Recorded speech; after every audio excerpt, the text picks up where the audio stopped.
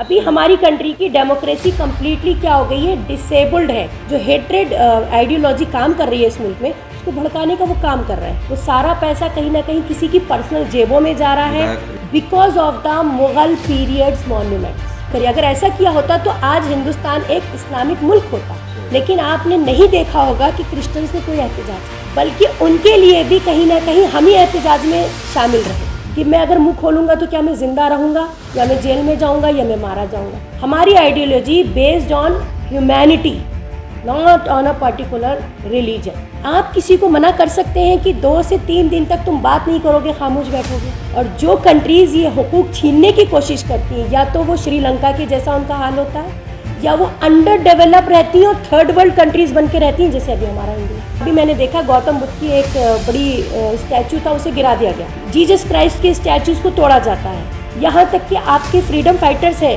मतलब आपके कर्नाटका के, उनकी स्टैचूज़ के ऊपर भी बात उठाई गई कि इनको हटा दो, इनको तोड़ दो, इनको निकाल दो। कि वो लोग जो बोलते हैं कि इनको हटा दो, निकाल दो, ये वो हैं जिनका ज़ीरो कंट्रीब्यूशन है। मतलब हमारी मस्जिदों पे आज हमला जो है वो एक शोर है ताकि हम डर जाएं। क्योंकि डर जाएंगे? नहीं, हम नहीं डरेंगे इंशाल्लाह। ये अगर अपनी जिम्मेदारी समझते हुए आगे आते हैं तो ये मुल्क को बचाने का काम करेंगे। जिसने दुनिया की 100 मोस्ट इम्प्रेसिव पर्सनालिटीज़ की लिस्ट बनाई, जबकि वो मुस्लिम नहीं है, लेकिन उसने आप ससम को नंबर 1 पे रखा। अस्सलामु अलैकुम वरहमतुल्लाहि वबरकातुहू। इस वक्त हम गुलबर्गा की सरज़मीन पर हैं और यहाँ की एक बहुत ही ख़ूबसूरत और बहुत ही पुरमिसाल शख्सियत हमारे साथ हैं, सादिया सैयदा साहिबा। सबसे पहले आपका बहुत बहुत इस्तकबाल है मिल्ली डाइजेस्ट में। आपने अपना कीमती वक्त हमें दिया, हमसे गुफ्तगू करने के लिए आपने जो है राज़गी का इजहार किया। बहुत सारी चीज़ें हैं जिसके ऊपर आपसे बात करना चाहेंगे। मुल्क के हालात के ताल्लुक से काफ़ी सारे इश्यूज़ हैं, वन बाय वन करके इंशाल्लाह हम उन चीज़ों के ऊपर गुफ्तगू करना चाहेंगे। लेकिन सबसे पहले जो हमारी ऑडियंस है उनके लिए हम ये जानना चाहेंगे, आपका जो मुख्तसर जो तारुफ है वो जानना चाहेंगे कि किस तरीके से आपकी इब्तदाई तालीम हुई, आपका ताल्लुक़ कहाँ से है, और ये जो मिजाज बना है, ये जो फ़िक्र है जो आपकी स्पीचेस में नज़र आता है, वो जो एक एंगर है, वो जो एक बेचैनी है, इसकी ये चीज़ें आई कैसे है, ये मिजाज कैसे बना? सबसे पहले बहुत बहुत शुक्रिया। वैसे मैं किसी तारीफ़ के काबिल नहीं हूँ, तारीफ़ सिर्फ़ मेरे अल्लाह की और उसके रसूल की। सबसे पहले मैं आपको एक बात के लिए अप्रिशिएट करना चाहूँगी कि मिल्ली डाइजेस्ट चैनल जो है, मैं इसको पर्सनली बहुत देखती हूँ, सुनती रहती हूँ। आप लोगों का कवरेज और आपका जो जर्नलिज़्म है, ये बहुत ही प्रोडक्टिव जर्नलिज़्म है फॉर सोसाइटी एंड नेशन। दूसरी बात, आपने मेरा तारुफ़ पूछा तो मैं बताऊं कि मेरी इब्तिदाई तालीम जो है वो किसी कॉन्वेंट स्कूल से नहीं हुई है। मैं जामिअतुस सालिहात रामपुर के मदरसे से फ़ारिग़ हूँ। उसके बाद फिर मैं अलीगढ़ मुस्लिम यूनिवर्सिटी से अपनी बाकी ग्रेजुएशन और मास्टर्स की डिग्री वगैरह मैंने वहाँ से हासिल करी।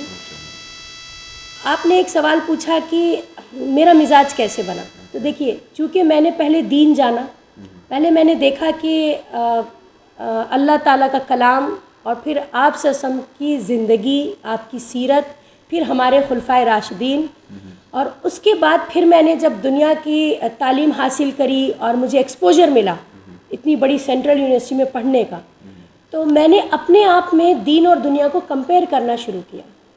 तो मैं एक इस नतीजे पर पहुंची कि दुनिया बिल्कुल बहुत खूबसूरत एक जगह है, दुनिया बहुत एक पीसफुल प्लैनेट है, इस वजह से कि इसको अल्लाह ताला ने तख्लीक़ में लाया है, या अल्लाह ताला ने इसको बनाया है। अब जब अल्लाह ताला ने दुनिया की तख्लीक़ करी, यहाँ पे इंसानों को भेजा, तो किसी मकसद से भेजा है। मैं उस मकसद पे जब गौर करने लगी तो मेरे अंदर एक बहुत गहरी फ़िक्र पैदा हो गई, और उस फ़िक्र का नतीजा है कि जो आपको मेरा दर्द या मेरी जो बेचैनी है वो आपको मेरी स्पीचेस में नज़र आती है। बहुत शुक्रिया आपका। एक मुल्क के जो मौजूदा हालात हैं उसके ताल्लुक से कुछ चीज़ें हैं जिससे चाहेंगे कि आपके जो तासुरात हैं वो हमें मिल सके। सबसे पहली चीज़ आपसे ये जानना चाहेंगे कि इस वक्त जो हिंदुस्तान में माहौल चल रहा है, ख़ास तौर से कर्नाटक में जो एक तरीके से पोलराइजेशन की जा रही है, और इस पोलराइजेशन में हम देखते हैं कि एक तरफ जब परवीन नेतारू का कत्ल होता है तो उनको हुकूमत के और मुख्तलिफ़ पार्टियों के जानिब से 71 लाख समथिंग उनको कंपनसेशन मिलता है। एक आदमी ये कहते हैं कि हम उनका घर बनाने की ज़िम्मेदारी लेते हैं। वहीं दूसरी तरफ मसूद हैं, फाजिल हैं, जब इन लोगों का कत्ल होता है तो क्या ऐसा है कि इनके घर पे इनके कोई नहीं है, या इनका इंतज़ार करने वाला कोई नहीं है, या इनके लिए रोने वाला कोई नहीं है, कि इनके घर पे कोई हुकूमत की तरफ से मिलने भी नहीं जाता है, कोई कंपनसेशन का ऐलान भी नहीं होता है? ये जो एक मिजाज बन रहा है उसके ऊपर आप क्या कहना चाहेंगे? मैं अपनी बात यहाँ से शुरू करूँगी। देखिए, मुल्क जो है, कहते हैं ना कि वो चलाया जाता है, तो मुल्क कैसे चलता है, उसका एक इंजन होता है। इंजन जो है वो किसी भी मुल्क की गवर्नमेंट होती है, लेकिन गवर्नमेंट जो है वो तो आती जाती रहती हैं, ठीक है, कोई बात नहीं। 70 साल तक हम मानते हैं कि एक पॉलिटिकल पार्टी ने रूल किया कांग्रेस के नाम से। उसके बाद हम देख रहे हैं कि फिर अगेन एंड अगेन रिपीटेडली एक बीजेपी नाम की पार्टी है जो बार बार पावर में आ जाती है। ये जो पार्टीज़ हैं ये खुद से रूल नहीं करती हैं, इनको रूल करने के लिए एक प्रॉपर रूल्स रेगुलेशन की एक बुक है जिसका नाम है कॉन्स्टिट्यूशन। और मैं आपको बता दूं, दुनिया का हर मुल्क कॉन्स्टिट्यूशन से चलता है। फ़र्क इतना है कि कुछ मुल्कों में कॉन्स्टिट्यूशन ओरल है और कुछ मुल्कों में कॉन्स्टिट्यूशन जो वो रिटन है।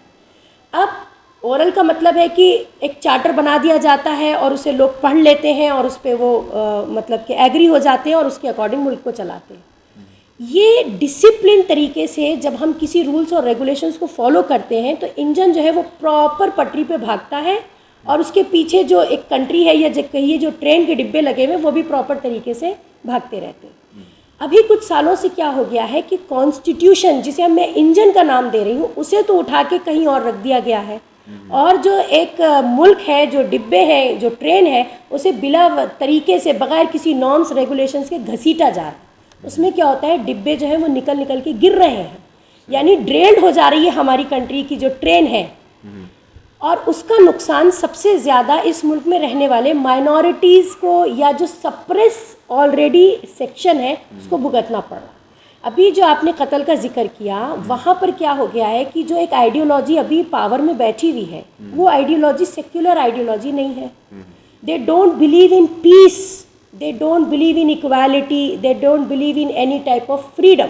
जबकि मैं आपको बताऊं, अगर वो बिलीव करें तो वो और ज़्यादा बेहतरीन तरीके से पावर में रहते हुए कंट्री को चला सकते हैं। लेकिन अगर उनकी आइडियोलॉजी शर पसंद है तो उन्होंने पूरी कंट्री को पॉल्यूट करके रख दिया।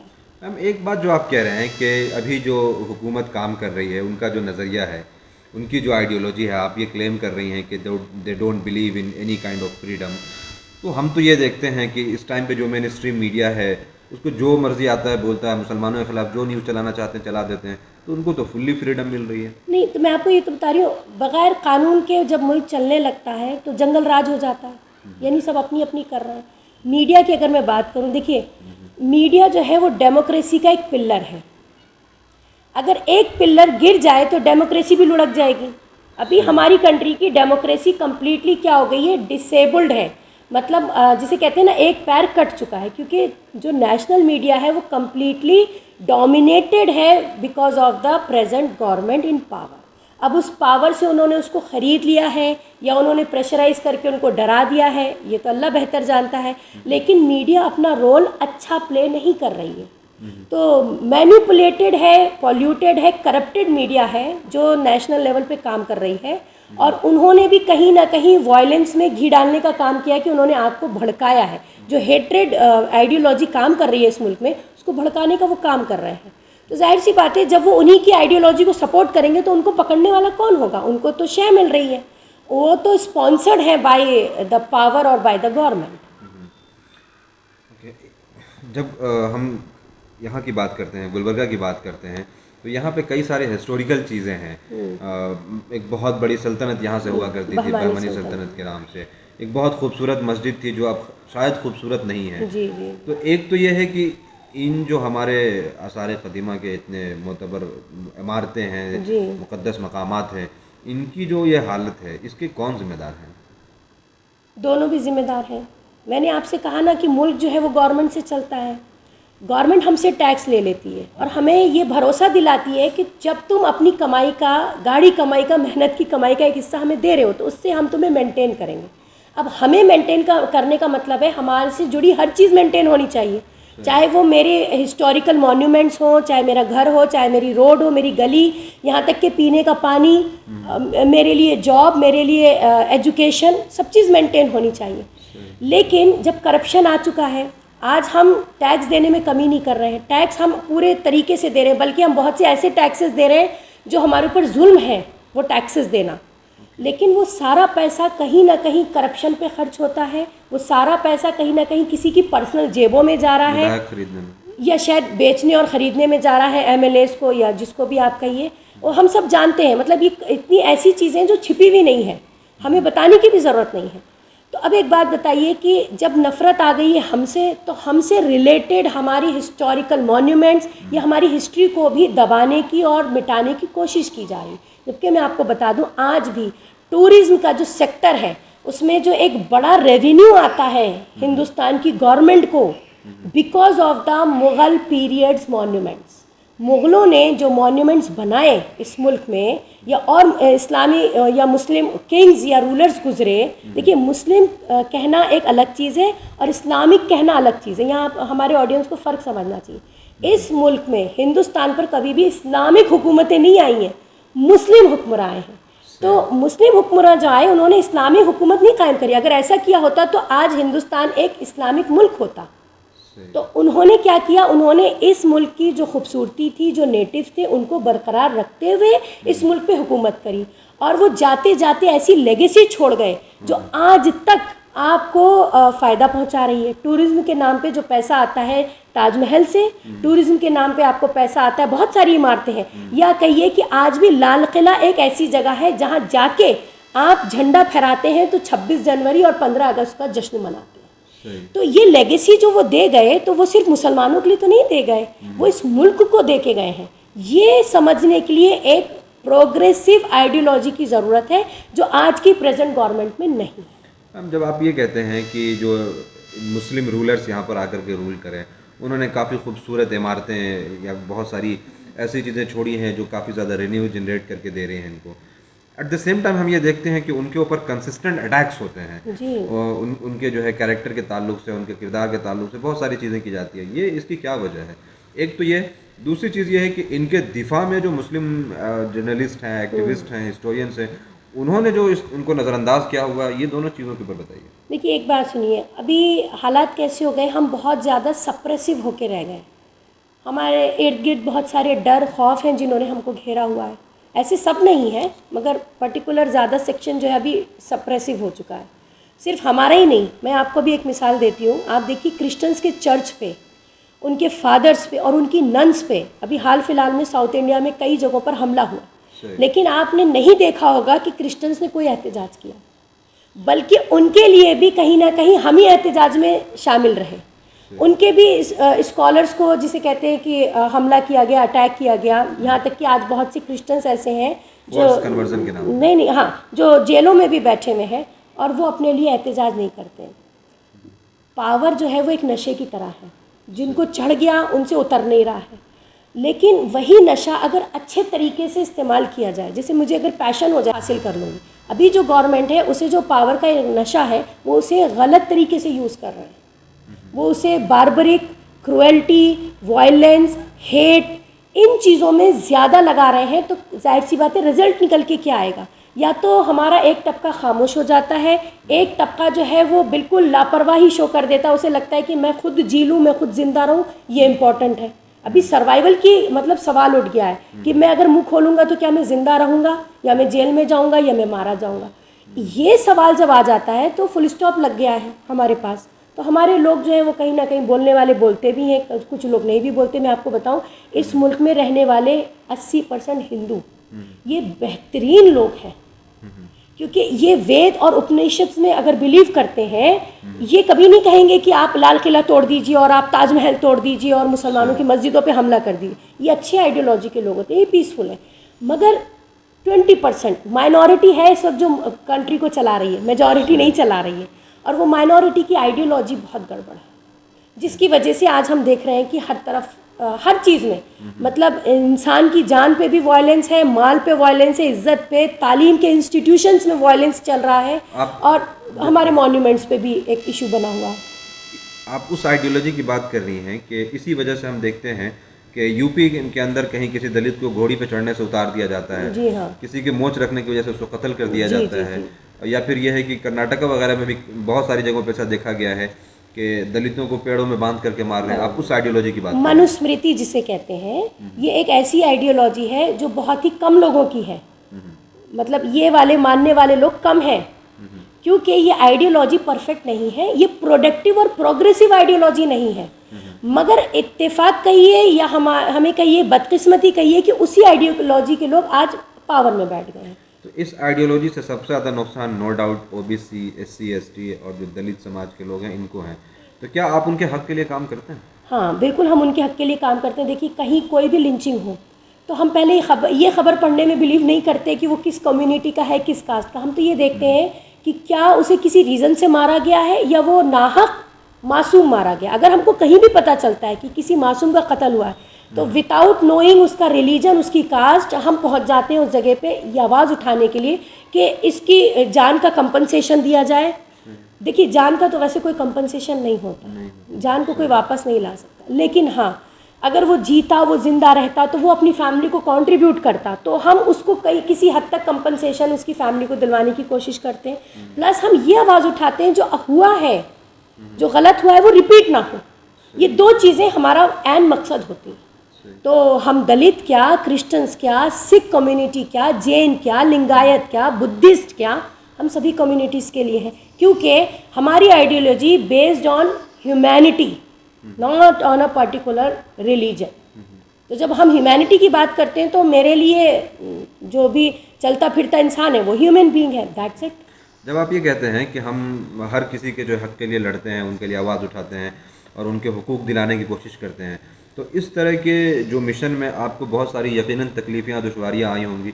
तो ऐसा कभी हुआ है क्या कि आपको लोगों ने टारगेट किया हो, परेशान करने की कोशिश की हो? जी हाँ, हमें चैलेंजेस बहुत आते हैं। अब मिसाल के तौर पे आप देखिए कि हम अगर एक स्पीच देना चाहें, कहीं पे खड़े होके अपनी बात रखना चाहें, क्योंकि freedom of speech, freedom of expression तो हमारे कॉन्स्टिट्यूशन हमें दे रहा है।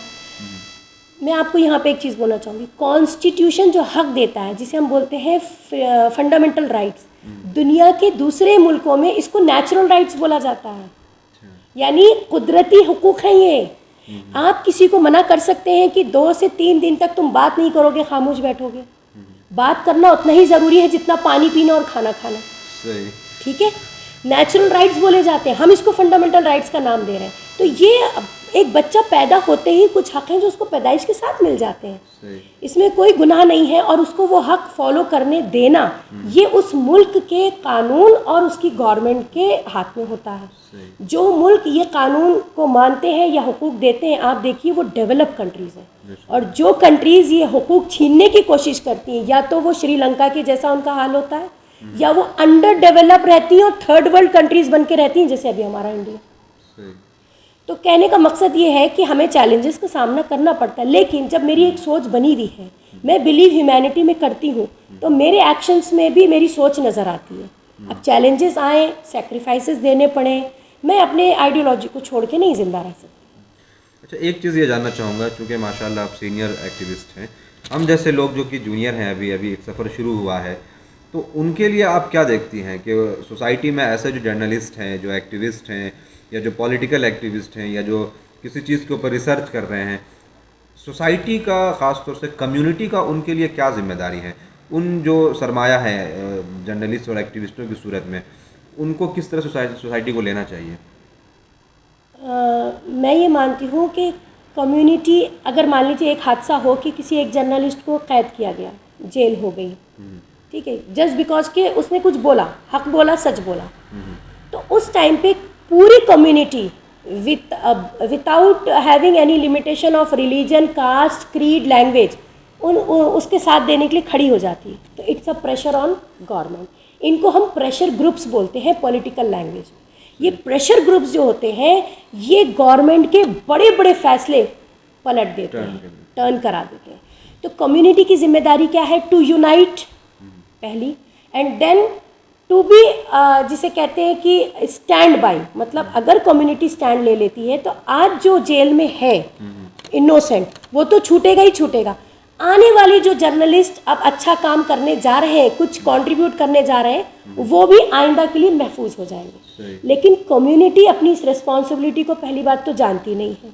अगर वो जान जाते हैं तो उनके अंदर वो जज्बा नहीं है कि वो आगे आएँ, और उनकी इस एक इररेस्पॉन्सिबल एटीट्यूड की वजह से गवर्नमेंट इज़ फ्री कि किसी को कहीं से भी पकड़ लो और कहीं भी बंद कर दो।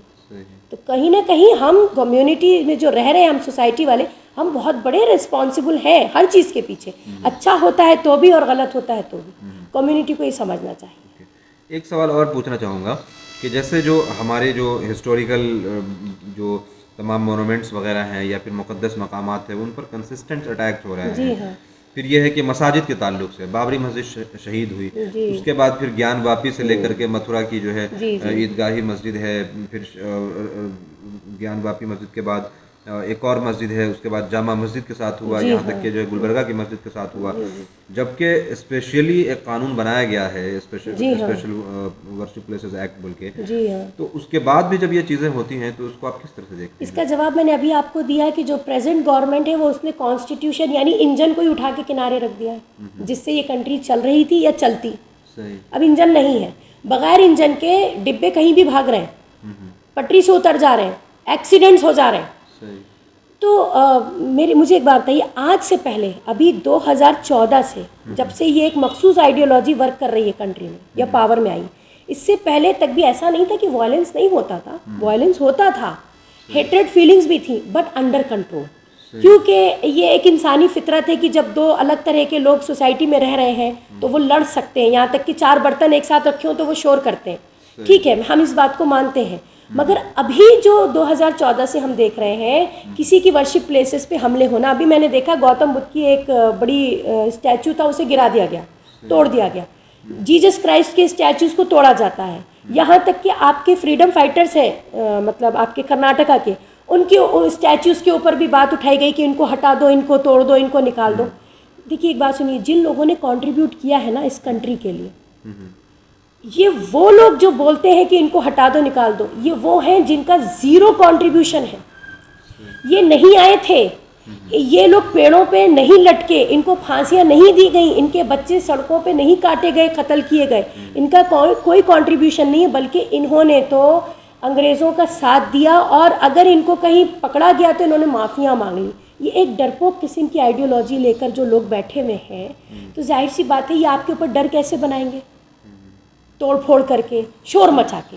मतलब हमारी मस्जिदों पे आज हमला जो है वो एक शोर है, ताकि हम डर जाएं, दब जाएं, चुप हो जाएं। हमें चुप कराने के तरीके हैं। ठीक है, फिर भी मैं मानती हूँ कि डर जाएंगे नहीं, हम नहीं डरेंगे इंशाल्लाह। और मैं अभी आपको बता दूं, हम 2 तरह के लोग हो गए। एक है ऐसा तबका जो डर रहा है, मैं उनको बोलना चाहूँगी कि ऐसे वक्त में जब आपकी इज़्ज़त पे बात आ रही है, आपकी जान पे बात आ रही है, आपकी औलाद, आपकी नस्ल कशी की बात आ रही है, ऐसे वक्त में चुप रहना आप गुनहगार हैं। ठीक है, और रहती दुनिया तक आपको शेम करेगी आपकी आने वाली जनरेशन, अगर आज आप खामोश रहें। और एक वो भी तबका है जो आवाज़ उठा रहा है, और शायद इसी वजह से थोड़ा बहुत जो कुछ बचा हुआ है वो लोग हैं जो आज आवाज़ उठा रहे हैं, उनकी वजह से बचा हुआ है। मैं तो कहती हूँ आज अगर 2 से 4 करोड़ लोग सड़कों पे निकल आए और आवाज़ उठाएं कि जो हो रहा है गलत है, और वो 2 से 4 करोड़ लोग पूरे होली के रंगों की तरह होने चाहिए, यानी from all cast, all creed, all languages, तो आप देखिए गवर्नमेंट की मजाल नहीं है कि वो एक भी वायलेंस सोसाइटी में करा दे। मैम, जैसा कि आपने कहा कि एक इंजन है, यानी इंजन बोले तो कॉन्स्टिट्यूशन, तो उसको हटा दिया गया है, तो अब जो डिब्बे हैं उसके वो तितर बितर होंगे, इधर उधर जाएंगे। अगर हम इसको हिंदुस्तान के ताल्लुक से, हिंदुस्तान के पस मंज़र में देखते हैं, तो जब कॉन्स्टिट्यूशन हटा दिया गया तो जब डिब्बे इधर उधर जाएंगे, यानी सोसाइटी में जो बदअमनी फैलेगी, शरारतें होंगी, तो ये तो मुल्क के मुस्तकबिल के लिए बहुत ज़्यादा ख़तरनाक है।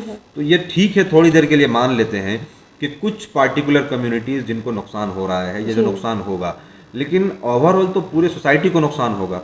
तो जो सिविल सोसाइटी है उससे आप क्या एक्सपेक्ट करती हैं, या एक आम जो इंसाफ पर इंसान है उसको क्या करना चाहिए? देखिए एक बात सुनिए, हमारी एक्सपेक्टेशंस बताऊँ मैं किससे हैं। जो हमारा एक क्रीम तबका होता है ना सोसाइटी का, एलाइट ग्रुप हम जिसे कहते हैं, हमारी तवक्कात उनसे ज़्यादा है। क्यों? मैं अपने गरीब तबके से तवक्कात इसलिए नहीं लगा सकती कि वो तो रोज़ सुबह निकलता है, 1 से 2 वक्त की रोटी बमुश्किल जुटाता है, और फिर वो अगले दिन के लिए उम्मीद रखता है कि मैं कल भी जी पाऊँगा। ऐसे हालात में जो जी रहे हैं उनसे हम तवक्कुआत नहीं लगा सकते, बल्कि उनके लिए भी सवाल हमसे किया जाएगा अब देखिए मेरा इस्लाम क्या बोलता है कि तुमने खाना खाया और तुम्हारा पड़ोसी अगर भूखा रहा तो तुम्हारी बख्शिश नहीं है। ये तो मतलब हमारा इस्लाम है। तो कहने का मतलब यहाँ है कि अगर हम ह्यूमैनिटी की बात करते हैं तो एक वो तबका जिसके पास सारी आसाइशें हैं, पैसा है, फैसिलिटीज़ हैं, वो पढ़े लिखे भी हैं, अवेयर हैं, उनके जहन खुले हुए हैं, उनको मैं चाहती हूँ कि वो आगे आएँ। उनमें डॉक्टर्स हो सकते हैं, एडवोकेट्स, टीचर्स और कोई भी, इवन स्पोर्ट्स पर्सन हो सकते हैं, मीडिया के पर्सन्स हो सकते हैं, जितने भी डिपार्टमेंट्स में काम करने वाले अलग अलग, चाहे वो गवर्नमेंट जॉब में हो या प्राइवेट सेक्टर में, ये अगर अपनी जिम्मेदारी समझते हुए आगे आते हैं तो ये मुल्क को बचाने का काम करेंगे। क्यों? इसमें इनका अपना क्या फ़ायदा है? कल को ये जब मरते हैं तो इनकी नस्लें भी तो इसी मुल्क में रहेंगी। इनके बच्चे जब पैदा हो रहे हैं तो तालीम, जॉब, रहना सहना, फैमिली बनाना, वो इनको इसी मुल्क में करना है। अगर आपके पास मुल्क नहीं रह गया, आप कहाँ जाएंगे? बे ऑफ बंगाल में डूबेंगे, इंडियन ओशन में डूबेंगे, या अरबिक सी में जाके जो है अरबियन सी में जाके आप डूब जाएंगे? क्या आप डूबने के लिए तैयार हैं? आपके पास ऑप्शन बचेगा ही नहीं। तो अपनी आने वाली नस्लों के लिए, अपने बच्चों के लिए अगर मुल्क चाहिए, आइडेंटिटी चाहिए, एक नेशन चाहिए, क्योंकि नेशनैलिटी के बगैर सर्वाइवल नहीं है। मुझे एक बात बताइए, मैं हिंदुस्तानी हूँ, ये पासपोर्ट लेके मैं दुनिया के किसी मुल्क में एंटर हो सकती हूँ। आज मेरे पास अगर पासपोर्ट ना हो तो मेरी नेशनैलिटी कंफर्म नहीं है। मुझे कोई कंट्री अपनी बॉर्डर में घुसने नहीं देगी, मुझे क्रिमिनल समझा जाएगा, मुझे जेल में रख दिया जाएगा। तो अहमियत को समझना है कि नेशनैलिटी की आइडेंटिटी कितनी ज़्यादा इंपॉर्टेंट है, उसी पे डिपेंड करता है मेरा सर्वाइवल। तो अपनी सर्वाइवल के लिए ही तो आपको आगे आना है, और उससे दो फायदे हो जाएंगे। आप मुल्क बचाते हैं तो आप आने वाली नस्लों के लिए कुछ छोड़ के जाएंगे, प्लस जो एक गरीब तबका है जो अपने लिए कुछ नहीं कर सकता, जो जूझ रहा है अपनी ज़िंदगी से, आप on the basis of humanity उनके लिए भी काम कर देंगे। मैम, यहाँ पे दो ऐसा पॉइंट है जिसके ऊपर मैं आपसे आपका रिएक्शन जानना चाहूँगा। एक जो आपने स्पोर्ट्समैन और सेलिब्रिटीज़ का ख़ास तौर से नाम लिया, हमारा एक पड़ोसी मुल्क है श्रीलंका, वहाँ बहुत ज़्यादा बदमनी हुई, इकोनॉमिक क्राइसिस हुआ, तमाम तरह की शरारतें और बदमाशियाँ हुई। हमने जो है सोशल मीडिया पर या न्यूज़ में, मीडिया में ये देखा कि जो श्रीलंका के जो स्पोर्ट्समैन हैं, जो क्रिकेटर्स हैं, जो सेलिब्रिटीज़ हैं, वो ग्राउंड पर उतर के प्रोटेस्टर्स के साथ खड़े हुए, उनके कदम से कदम मिला करके जो है सॉल्यूशन की बात करने की कोशिश की है। अनलाइक हिंदुस्तान में बहुत सारे जो स्पोर्ट्समैन हैं, सेलिब्रिटीज़ हैं, जिसमें बड़े नामचीन खान्स हैं और भी स्पोर्ट्समैन कई सारे हैं, हम इनको बिल्कुल खामोश देखते हैं। एक तो ये है, इसके ऊपर जानना चाहूँगा। दूसरी एक और इम्पॉर्टेंट चीज़ है कि क्या इन्हीं के खामोशी की वजह से ऐसा तो नहीं हो रहा है कि दूसरे जो इश्यूज़ हैं, ख़ास तौर से माइनॉरिटी कम्युनिटीज़ को लेकर के, जैसे हिजाब का मसला हुआ है, हलाल और झटका का मसला हुआ है, अज़ान का मसला हुआ है, क्या आपको नहीं लगता कि इन लोगों के खामोशी के वजह से गवर्नमेंट जो चाहे कर रही है, सोसाइटी में जिस तरह की शरारतें पैदा करना चाहे कर दे रही है? जी देखिए, एक बात बताऊँ, जो लोग सोसाइटी के लिए और कंट्री के लिए आवाज़ उठाते हैं वो इंटेलेक्चुअल्स होते हैं। अब सेलिब्रिटी होना और इंटेलेक्चुअल होना, these are the two different things.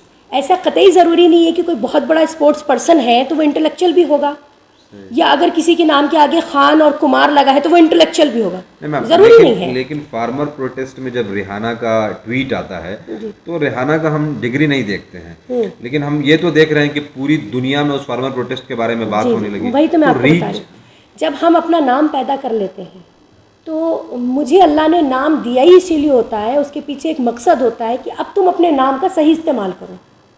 तो मैंने आपसे क्या कहा, एक एलाइड ग्रुप जो सेक्शन है, जो क्रीम सेक्शन है हमारी सोसाइटी का, उस पर ज़्यादा जिम्मेदारी आती है।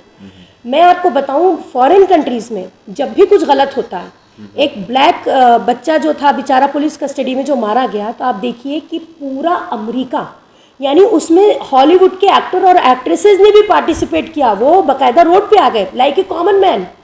हमारे तरह का जो प्रोटोकॉल है ये शायद ही किसी कंट्री में दिया जाता होगा। ये जो south Asian third world countries हैं जो कम्प्लीटली डेवलप नहीं है, आप देखिएगा ये सारी जिसे माफ़ कीजिएगा मैं वर्ड यूज़ कर रही हूँ, एक चोचलेबाजियाँ जो हैं वो आपको यहीं पे मिलेंगी कि अगर कोई स्पोर्ट्स पर्सन है तो उसके आगे भी पुलिस है, उसके पीछे भी पुलिस है, बॉलीवुड है तो आगे भी पुलिस है, पीछे भी पुलिस है। मेरी समझ में नहीं आता है, आप सिर्फ अपना एक काम कर रहे हैं। आप बॉलीवुड स्टार हैं, आपके अंदर एक टैलेंट है, आप स्पोर्ट्स पर्सन हैं तो आपके अंदर स्किल्स हैं, आप उसको दिखा रहे हैं और उससे आप पैसा कमा रहे हैं। इसके अलावा आपकी कोई पहचान नहीं है। लेकिन हमारी कंट्री में तो इनको बाकायदा पूजा जाता है, इनको भगवान की तरह मान लिया जाता है। तो ये क्या है? ये इलिटरेसी है, ये कम अक्ली है, जिहालत है। उसी जहालत से मैं चाहती हूँ कि हमारी कंट्री को, हमारे तबके को निकलने की ज़रूरत है। तो ये खुद उठें, ये अवेयर करें लोगों को, ये अपने नाम का इस्तेमाल कर सकते हैं, इनके ऊपर ऐसा कोई ख़तरा नहीं है। ये इनके बच्चे बाहर पढ़ते हैं, इनकी ये अपनी 7 से 8 पुश्तों का इंतज़ाम कर चुके हैं। आज अमिताभ बच्चन के पास इतनी दौलत है कि आज अगर उनकी आंख बंद हो तो उनकी 10 पुश्तें बैठ के खाएंगी। सिर्फ एक अमिताभ ही नहीं, ऐसे बहुत सारे नाम हैं। तो मेरा कहने का मतलब है, जब ये इतना इंतज़ाम कर चुके हैं तो क्या इनकी अपने मुल्क के लिए रिस्पॉन्सिबिलिटी नहीं बनती, अपनी सोसाइटी के लिए रिस्पॉन्सिबिलिटी नहीं बनती? क्योंकि आज इनको जो कुछ मिला है किसकी बदौलत मिला है? अपने मुल्क की वजह से। आज इनको अपनी, इनकी सोसाइटी ने ये इनको मर्तबा दिया है। ये जहाँ भी हैं, जो भी इन्होंने कमाया, नाम दौलत कुछ भी, इनके पास क्या था? स्किल्स थी खाली। तो मैं समझती हूँ कि इनको कंट्रीब्यूट करना चाहिए। मेरे हस्बैंड जो खुद एक इतने बड़े फीफा रेफरी थे, कोच थे इंडिया के, ठीक है, लिखते थे, ओपन लिखते थे, जबकि उनको मालूम था और उनके लिखने की वजह से उनको इतना बड़ा लॉस हुआ कि तेलंगाना गवर्नमेंट से जो उनका अवार्ड ड्यू था वो उनको नहीं मिला। क्योंकि उनको ये बदनाम कर दिया गया कि आप ओपनली गवर्नमेंट को क्रिटिसाइज़ करते, जबकि मैं समझती हूँ उनको अप्रिसिएशन मिलना चाहिए था कि बीइंग ए स्पोर्ट्स पर्सन, जब उनको मुल्क ने कुछ दिया है तो आज वक्त है मुल्क को लौटाओ। ये जिम्मेदारी तकरीबन मैं समझती हूँ हमारे सेलिब्रिटीज़ में इसका एहसास नहीं है। कहीं ना कहीं उन्होंने फॉरेन कंट्रीज़ में अपना इंतज़ाम किया हुआ है, उनके बच्चे पढ़ते हैं, उनकी नस्लें पढ़ती हैं, उनका घर है, उनके बैंक बैलेंस है, और वो मुल्क से लेके जा रहे हैं, मुल्क को दे कुछ भी नहीं। जैसा कि आपने शुरू में बताया कि इंटेलेक्चुअल्स अलग हैं, सेलिब्रिटी अलग हैं, तो मैं इंटेलेक्चुअल लफ्ज़ का जो आपने इस्तेमाल किया उसको कंटिन्यू करते हुए मैं जानना चाहूँगा कि आज जो नौजवान नस्ल है, ख़ास तौर से मुस्लिम जो सोसाइटी में जो यूथ हैं, आप उनसे क्या एक्सपेक्ट करती हैं कि वो तालीम हासिल करें, अपने अंदर एक इंटेलेक्चुअल कैपेसिटी पैदा करें और फिर सोसाइटी को किस तरह से वो कोऑपरेट करें, ऑपरेट करें? देखिए, हमारे सोसाइटी में डॉक्टर्स, इंजीनियर्स, एडवोकेट, इसका मतलब है वो पढ़े लिखे हैं, ठीक है। पढ़े लिखे होने का भी मतलब मैं यहाँ पे बोलना चाहूँगी, intellectuality is not about having a degree, intellectuality is about senses. क्या सेंस? आपके पास जो रिस्पॉन्सिबिलिटी आपके एनवायरनमेंट की, आपकी सोसाइटी की, आपके मुल्क की, बहैसियत ह्यूमन बीइंग आपकी रिस्पॉन्सिबिलिटी, इसका एहसास वो कैसे पैदा होता है? पढ़ने से, अवेयरनेस से, जानने से। आज आप देखिए, हमारा जो यूथ तबका है वो कॉलेज स्कूल ज़रूर जाता है, मगर कॉलेज स्कूल का जो सिलेबस है उसके अलावा अगर आप उनसे पूछेंगे क्या तुमने अपनी लाइफ में कभी किसी की बायोग्राफी पढ़ी, तो वो नहीं बताएंगे। क्या वो कोई और नॉवल पढ़ते हैं? वो नहीं बताएंगे। क्या वो कोई मैगज़ीन पढ़ने का शौक़ रखते हैं? वो नहीं बताएंगे। तो इंटेलेक्चुअलिटी पैदा होती है पढ़ने से, क्योंकि पढ़ने से हम जानकारी हासिल करते हैं। नॉलेज जो है वो इंसान को इंसान बनाती है। ये मेरा मानना है। यहाँ पे मैं, आपने बायोग्राफी की बात की, सपोज़ करिए कि अगर मैं आपसे ये जानना चाहूँ कि आज एक नौजवान नस्ल है या एक ग्रुप है जिसको पढ़ने का शौक़ है, तो आप उनको किन की बायोग्राफी पढ़ना सजेस्ट करेंगे? देखिए, मैं मुस्लिम हूँ इसलिए नहीं, एज ए ह्यूमन बीइंग मैं चाहूँगी कि हमारे प्रॉफिट, लास्ट प्रॉफिट हुजूर पाक सल्लल्लाहु की बायोग्राफ़ी ये हमारे यूथ को पढ़नी चाहिए। रीज़न क्या है मैं बता दे रही हूँ। हो सकता है कि मेरी नॉन मुस्लिम ऑडियंस ये सोचे कि मुस्लिम है तो अपने प्रॉफिट को प्रमोट कर रही है, नहीं। मैं चाहती हूँ कि उस बायोग्राफ़ी को आप ये सोच कर पढ़ें, एक कॉमन इंसान की तरह उनको आप पढ़ सकते हैं कि उन्होंने कैसे बैलेंस किया at the time of crisis. उन्होंने किस तरीके से एक आइडियोलॉजी क्रिएट करी कि नेशन कैसा होना चाहिए, नेशन में रहने वाले जो डिफरेंट डाइवर्सिटीज़ होती हैं उनको हम कैसे जोड़ के रख सकते हैं। और दूसरी बात, पीस। मेरा जो इस्लाम है, मेरा जो रिलीजन है, वो पीस को बहुत ज़्यादा प्रमोट करता है। हम पीस को बहुत ज़्यादा मानने वाले लोग होते हैं। कुछ लोगों को गलत फहमियाँ हैं कि हम मतलब कि शोर मचाते हैं या हम लड़ाई झगड़े में बिलीव करते हैं, नहीं। वो आइडियोलॉजी पे अभी मैं इस वक्त बात नहीं करूँगी, वो बनाई गई है, वो एक फॉल्स प्रोपोगेशन है। बट बेसिकली आपकी सारे सवाल का आपको जवाब मिलेगा, आपके कन्फ्यूजन्स दूर हो जाएंगे अगर आप हुजूर पाक सल्लल्लाहु की बायोग्राफी पढ़ लेते हैं। मैं आपको बताऊं, फ्रांस का एक बहुत बड़ा राइटर है, आप गूगल पे सर्च कर सकते हैं, जिसने दुनिया की 100 मोस्ट इम्प्रेसिव पर्सनालिटीज़ की लिस्ट बनाई, जबकि वो मुस्लिम नहीं है, लेकिन उसने आप सल्लल्लाहु को नंबर 1 पे रखा उस काउंटिंग में, 100 मोस्ट इम्प्रेसिव पर्सनालिटीज़ में। तो रीज़न क्या है? उसने उनको एज ए प्रॉफिट नहीं पढ़ा, उसने उनको एज ए ह्यूमन बीइंग पढ़ा। तो ये मैं अपने यूथ को चाहूँगी कि वो पढ़ें। एक आखिरी सवाल आपसे पूछना चाहूँगा कि आप जो है एक एकेडमिक लाइन से जुड़ी हुई हैं, फिर यह है कि पॉलिटिकल एक्टिविज़म से जुड़ी हुई हैं, तमाम तरह की जो है मेहनतें हैं, बहुत सारी चीज़ें हैं। तो क्या लगता है कितना काम करना बाकी है और सोसाइटी को आप किस तरह जाता हुआ देखते हैं? नहीं, मैं तो देख रही हूँ जो पॉलिटिकल सिनेरियो है उसने हमारा इकोनॉमिक डेवलपमेंट रोक दिया है और हमारा सोशल प्रोग्रेस जो होनी चाहिए थी वो बल्कि और बैकफुट पे आ गई है। मतलब इस आज़ादी के इतने साल बाद 75 सालों में हम काफ़ी हद तक डेवलपमेंट को पहुंचने ही वाले थे कि हम वापस 75 साल पहले आके फिर रुक गए। यानी तकरीबन जिसे कहते हैं इन्फ्लेशन आ गया, अनएम्प्लॉयमेंट बढ़ गया, महंगाई की आप हदें देख लीजिए, बहुत सारी पॉलिसीज़ पिछले 8 साल में फेल हो गई जो गवर्नमेंट लेकर आई। तो मैं तो समझ रही हूँ कि हम अभी प्रोग्रेसिव कंट्री तो नहीं है। ठीक है, ये कह देना कि जी हम विश्व गुरु हैं, एक मेट्रो ट्रेन लेकर आ जाना, एक बड़ा ब्रिज बना देना और 1000 करोड़ की मूर्ति किसी की खड़ी कर देना, these are not the measurements और parameters to measure the progress और development of a country. Country का डेवलपमेंट नापने के लिए हमारे पास जो पैरामीटर्स हैं जो यूएनओ ने तय किए हैं, उसमें आती है एजुकेशन, उसमें आती है हेल्थ, उसमें आता है एम्प्लॉयमेंट, उसमें आती है अर्निंग। और आपको जान के हैरत होगी, मुझे भी हुई थी जब मैंने अभी पढ़ा 1-1.5 महीने पहले, मैं यूपीएससी के बच्चों को क्लासेस लेने के लिए जाती हूँ, तो वहाँ मैंने इकोनॉमिक्स का एक चैप्टर पढ़ाया कि पीस कितना है लोगों में, वो कितनी पीसफुल लाइफ गुजार रहे हैं, वो कितने सेटिस्फाइड है। ये भी एक पैरामीटर है यूएनओ के पैरामीटर्स में to know the development of a country.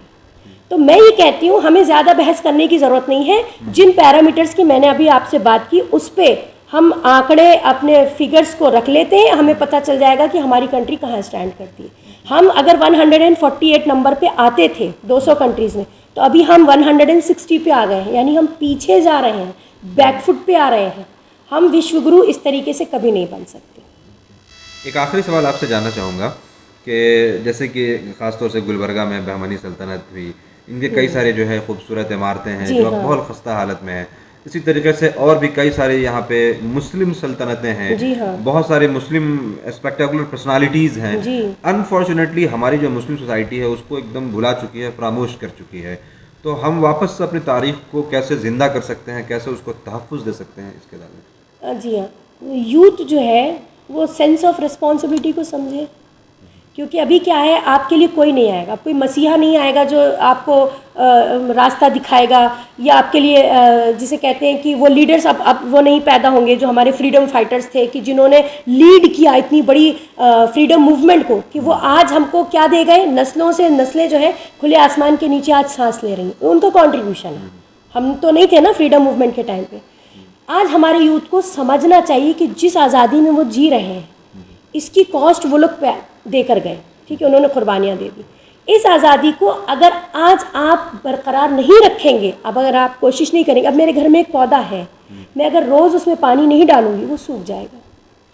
लगाया मेरी माँ ने था, लेकिन मैं अगर चाहती हूँ वो हरा भरा रहे तो पानी मुझे डालना है, और मेरे बाद उसको पानी मेरी बच्चियों को डालना। अगर वो कहेंगी कि नहीं मुझे पौधे की ज़रूरत ही नहीं है, मुझे कोई हरियाली चाहिए नहीं, वो सूख जाएगा। और मेरी माँ उससे ऑक्सीजन लेती थी, मैं लेती रही, मेरे बच्चों को ऑक्सीजन नहीं मिलेगी। तो कहने का मतलब ये है कि यूथ को रिस्पॉन्सिबल होना पड़ेगा। यूथ क्या है, थोड़ा सा जिसे कहते हैं कि आउट ऑफ ट्रैक होता जा रहा है। क्यों? कि इंस्टीट्यूशंस करप्ट हो चुके हैं, एजुकेशनल इंस्टीट्यूशंस करप्ट हैं, जहाँ हमारे बच्चे काम करते हैं वहाँ पे भी करप्शन आ गया है। तो सेल्फ रिस्पॉन्सिबिलिटी लेनी पड़ेगी। मैं खुद मेरे लिए क्या चाहती हूँ या चाहता हूँ, कैसी लाइफ चाहता हूँ। एक कुरान में आए थे ना कि अल्लाह ताला ने कहा उस कौम की हालत नहीं बदलती या हम नहीं बदलेंगे जब तक वो खुद ना बदलना चाहे। तो when there is will there is a way, when there is no will there will be no way. बहुत शुक्रिया आपका मिले डाइजेस्ट से गुफ्तगू करने के लिए। बहुत खूबसूरत अंदाज से सादिया सैयदा साहिबा ने हमारे सामने मुल्क के जो मौजूदा हालात हैं, हमारी क्या इसके ऊपर ज़िम्मेदारी है, ख़ास तौर से मुस्लिम कम्युनिटी की क्या ज़िम्मेदारी है, उसके ऊपर गुफ्तगू की, उसके ऊपर नज़रसानी करने की कोशिश की। और उससे ज़्यादा खूबसूरत अंदाज से कुरान की जो आयत है इन्नल्लाह ला युग़य्यिरु मा बिक़ौमिन हत्ता युग़य्यिरु मा बिअन्फुसिहिम, उस पर जो है अपनी पूरी गुफ्तगू को समराइज़ किया। बहुत शुक्रिया आपसे गुफ्तगू करने के लिए।